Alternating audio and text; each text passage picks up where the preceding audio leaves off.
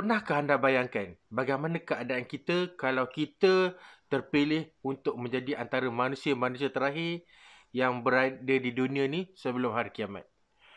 Katakanlah kiamat Jumaat ni. Apakah perasaan anda? Adakah anda sudah bersedia? Adakah kita sudah bersedia? Baru-baru ni bila mana Malaysia berada dalam keadaan restricted movement order ataupun lockdown bahasa pasarnya, dalam tempoh tersebut, 2 minggu tersebut, dia membuatkan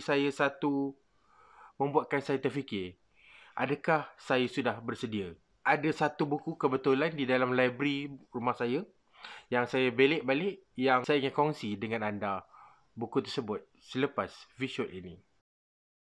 Klik butang subscribe dan juga ikon loceng untuk tidak ketinggalan tips-tips hebat dari kami. Assalamualaikum dan salam sejahtera. Bertemu kembali kita dalam satu lagi episod Malaysia Membaca bersama saya, hos anda, Sabri Hassan. Dalam episod kali ini, saya akan berkongsi dengan anda sebuah buku yang saya rasa sangat bermanfaat kepada kita. Kepada saya sendiri especially. Buku ini akan membantu kita membuat persiapan untuk menghadapi hari-hari akhir zaman. Kenapa buat saya terfikir benda ni? Okey, saya tahu kita ni umat akhir zaman. Kiamat kita tak tahu bila. Dia boleh terjadi pada bila-bila masa. Namun, tempoh lockdown yang berlaku di Malaysia baru-baru ni membuat saya dah ada terfikir, tapi lockdown tu membuat saya lebih lagi terfikir. Terfikir dari segi apa? Terfikir dari segi begini. Kita sering digambarkan bahawa kiamat berlaku pada hari Jumaat. Kemudian, leading kepada hari Jumaat itu, orang dah tahu dah ni tanda-tanda akhir zaman, tanda-tanda nak kiamat dah. Dah huru-hara, dah matahari dah start terbit dari sebelah barat dan segalanya. Maksudnya waktu tu kita semua dah lupa dah pasal dunia. Dikatakan manusia dah lupa pasal dunia dan semuanya berpusu-pusu untuk bertaubat. Dia buat saya terfikir, apa yang melanda Malaysia sebelum ni, coronavirus, COVID, jerebu, asap dan sebagainya, menandakan memang betul kita ni dah menghampiri kiamat. Bahkan kalau ramai orang berminat dengan ilmu-ilmu fitan, ilmu-ilmu akhir zaman, namun minat tu sekadar minat. Dia tak ada kembali kepada untuk introspektif atau muhasabah diri kita, untuk tengok diri kita. Kita ni minat dengan akhir zaman, kita minat dengan ilmu-ilmu berkaitan kiamat ni. Sebenarnya kita ni dah bersedia tak nak menghadapi hari kiamat tu? Bahkan dia buat saya terfikir juga lagi, dalam tempoh 2 minggu tu kan, katakanlah kalau 2 minggu lockdown ni adalah 2 minggu terakhir usia bumi ni, bermaksud bila habis je tempoh lockdown ni, kiamat terjadi. Saya rasa persediaan tu masih belum mantap, masih belum cukup. Dan saya rasa bukan saya saja. Sebabnya dalam tempoh lockdown tersebut, kita dah tahu kita menghadapi satu ancaman, krisis virus, semua tu. Tapi dia tak buat kita adalah takut sikit. Tapi kita tak adalah takut sangat yang macam, aku betul-betul nak bertaubat. Aku betul-betul nak dedicate my life, my time untuk mempersiapkan diri untuk kiamat tu. Tak. Masih viral lagi kecaman-kecaman kepada golongan tabligh. Masih viral lagi orang yang cuba nak keluar dari rumah. Sebab tak selesa duduk rumah, tak tahu, tak ada idea nak buat apa. Viral mengenai Dalgona Coffee. Saya sendiri pun tak terkecuali menghabiskan masa dengan Lara lah. Tak perlulah saya nak explain. Facebook lah, Netflix lah, iFlix lah. Di samping work from home. Maksudnya, tempoh yang dihadapi ni, kita tak buat kita rasa macam, alamak, nak kiamat. Aku tak cukup preparation lagi. Tak. Okey, tapi ini yang saya dapat ketika melalui tempoh tersebut, saya macam bila saya renung balik, alamak, sebenarnya teruk sangat keadaan aku ni. Teruk sangat keadaan dunia pada hari ni. Kalau kiamat lagi 2 minggu, orang ingat, kita ingat, bahkan saya rasa ustaz-ustaz ingat, bila disering diajarkan kepada kita, bila dekat akhir zaman ni, kita bila dah dekat dah bunyi-bunyi kiamat tu, semua orang dah macam insaf dah. Dah tak fikir dunia dah. Rupa-rupanya entah-entah, nak kiamat nanti esok pun, penduduk dunia masih tak sedar lagi. Ada kemungkinan terjadi sebenarnya. Jadi bila saya dalam keadaan macam tu, saya pun, aku at least kena buat satu target untuk improvekan diri sendiri. Supaya at least aku ada bekalan, aku ada persediaan. Kalau ditakdirkan kiamat terjadi waktu aku masih hidup. Saya pun pergi kepada library saya cari apa buku yang relevan. Apa target saya? Apa yang saya plan nak buat dalam tempoh lockdown tersebut? Apa yang saya rasa saya boleh achieve dan apa buku yang akan membantu saya? Tiba-tiba saya ditemukan dengan buku ini. 7 hari untuk ingat bacaan dalam solat. Menarik. This is just what I need. Buku ni saya dah beli lama dah. Buku ni diterbitkan pada tahun 2017.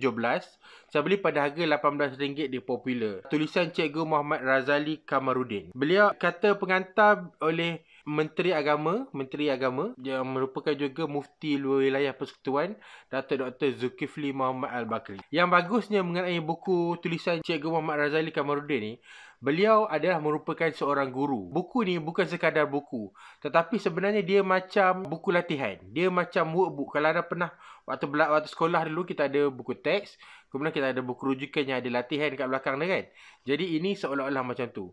Jadi dia bukan saja membantu kita memahami maksud bacaan dalam solat, maksud dia bagi makna, tapi dia bagi kita juga kaedah. Dia bagi kita cadangan macam mana nak capai benda tu. Contohnya, dia suruh kita buat kad kosakata. Kad kosakata ni macam flashcard. Kita tulis ini apa, kemudian okey, Allahu Akbar, Allah Maha Besar. Jadi Allahu Akbar kabira contohnya dalam doa iftitah tu.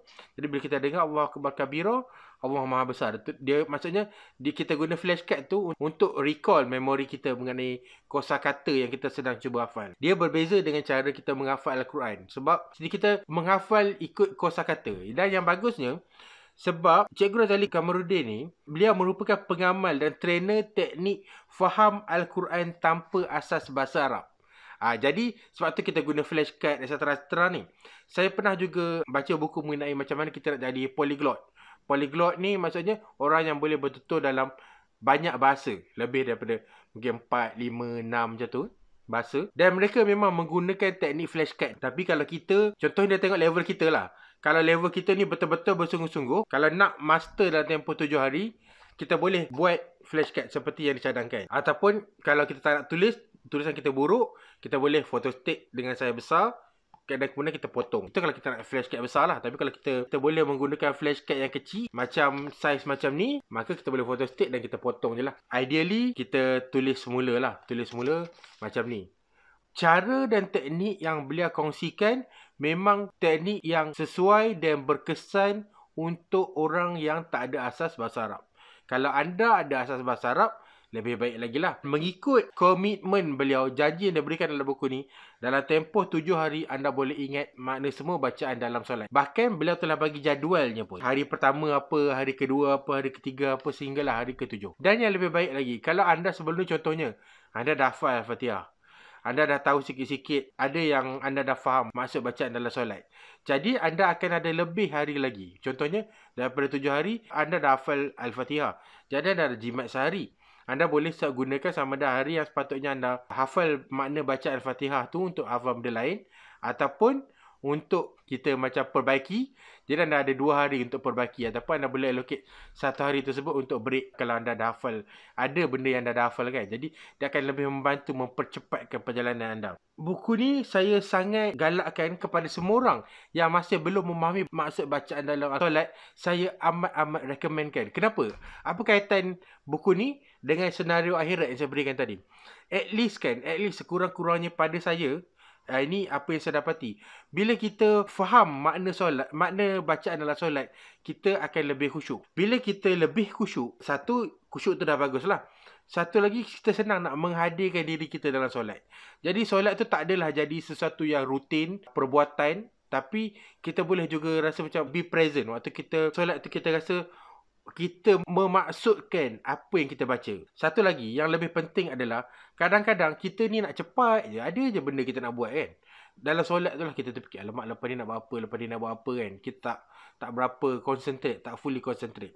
Dan kadang-kadang bila kita berdoa lepas solat tu, kita berdoa rutin, kadang-kadang kita pun macam sekali lagi kita go through the motion. Sebab contohnya ada macam setengah tempat mereka tak berdoa selepas solat kan. At least kalau tak berdoa selepas solat sebab kita nak tergesa-gesa nak pergi tempat lain pun, dia dah di cover sebab ketika dalam solat tu sendiri, kita telah berdoa dengan bacaan-bacaan dalam solat kita baca tadi.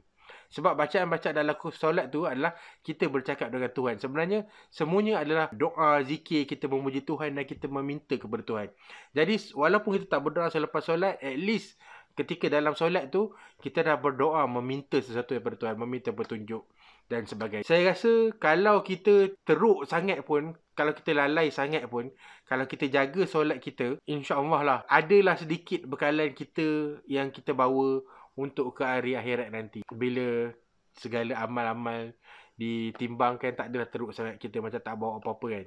Sebab kalau kita dapat jaga solat kita dengan cara kita memahami makna bacaan solat kita, harap kita ada masa depan yang cerah lah kan. Okay?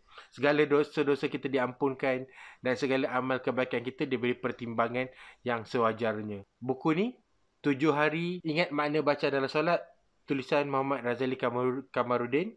Saya beri 8/10 sebab dia berani untuk keluar daripada kebiasaan sebuah buku, bukan sekadar memberitahu, tetapi juga dia adalah satu sistem latihan yang komprehensif dan lengkap untuk membolehkan kita memahami makna bacaan dalam solat. Buku ini boleh didapati saya semak tadi, di MPH online dah tidak ada stok.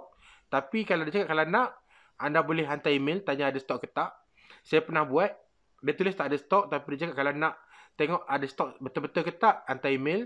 Buku ni anda boleh guna cara yang sama. Di Shopee pun ada juga, tapi saya tengok tadi macam tak ada stok juga. Tapi dia popular online, masih ada stok. Jadi kalau anda nak dapatkan buku ni, dapatkan di popular online. Kalau anda cek di popular tak ada, komen di bawah. Mungkin kita boleh sama-sama, kalau ada penonton yang tahu di mana boleh dapatkan stok buku ni, ataupun Ustaz Muhammad Razali Kamaruddin sendiri boleh beritahu, ataupun kalau beliau ada stok buku, beliau boleh komen di bawah untuk menghubungi mereka-mereka yang berminat untuk mendapatkan buku ni. Sangat-sangat rekomenkan. Sehingga jumpa lagi. Assalamualaikum.